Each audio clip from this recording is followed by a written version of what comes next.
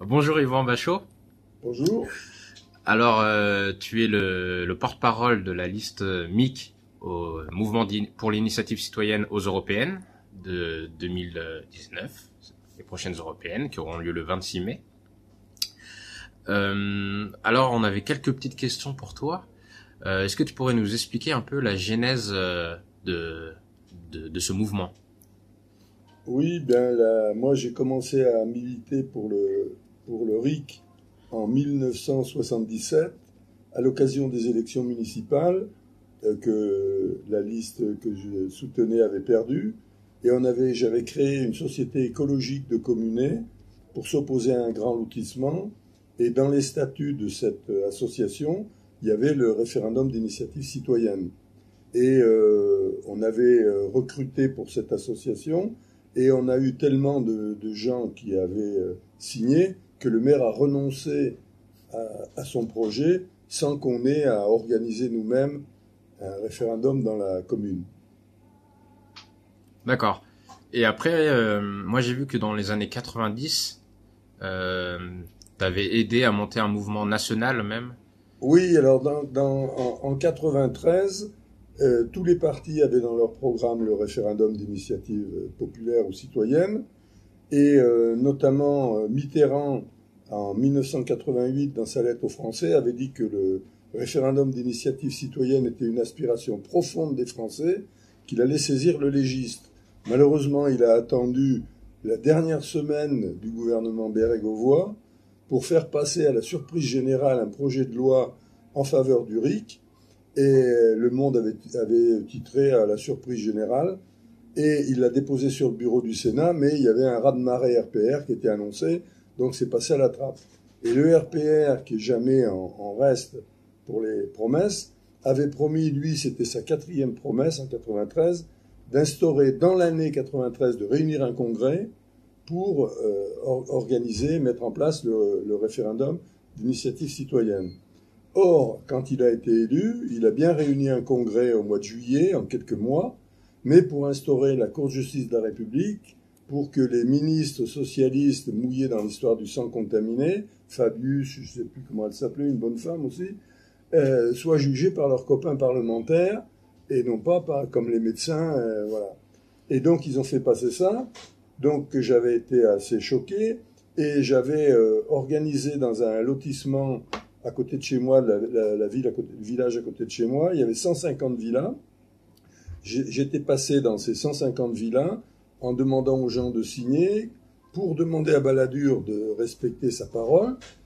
C'était au mois d'octobre, ça, donc quelques mois après son élection.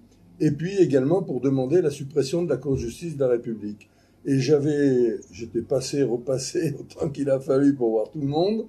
Et j'avais fini par obtenir, je les ai encore évidemment sur papier, 86% des gens qui avaient signé, double signature, pour demander la suppression de la Cour de justice de la République et à Balladur de respecter sa parole. Voilà. D'accord. Et alors après, tu as participé à plusieurs mouvements qui ont proposé le RIC au programme. Oui, après, je m'étais présenté à un moment, je crois que c'était en 2002.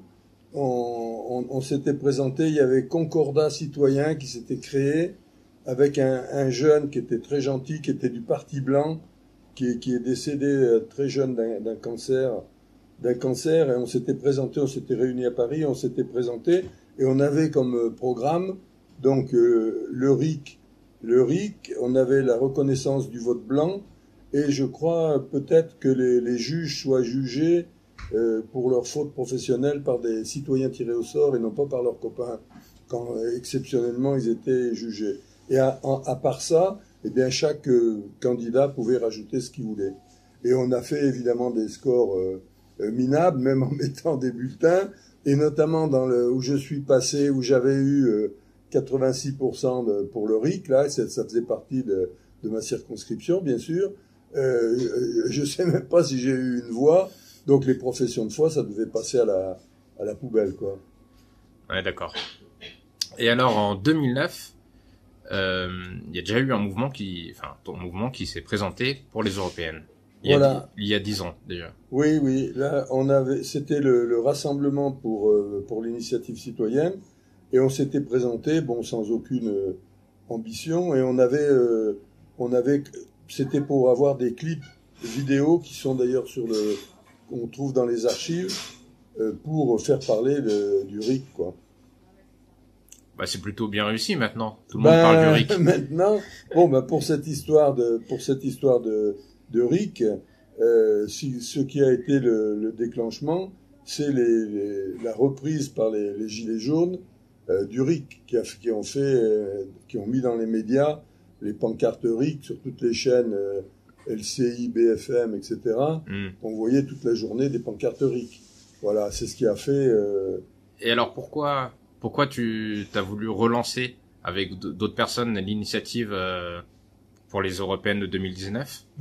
Pour les européennes, c'est toujours la même chose. Ça fait une occasion de parler du RIC et de montrer que si on avait ce RIC, il est suffisant pour mettre fin à l'impuissance politique des citoyens. Si on a l'initiative et le vote de la loi en toute matière, et d'abord en matière constitutionnelle, eh ben on est les rois du pétrole et on peut contrôler les élus et il y a aucun souci, quoi. Eh ben merci Yvan pour toutes ces explications. À la prochaine.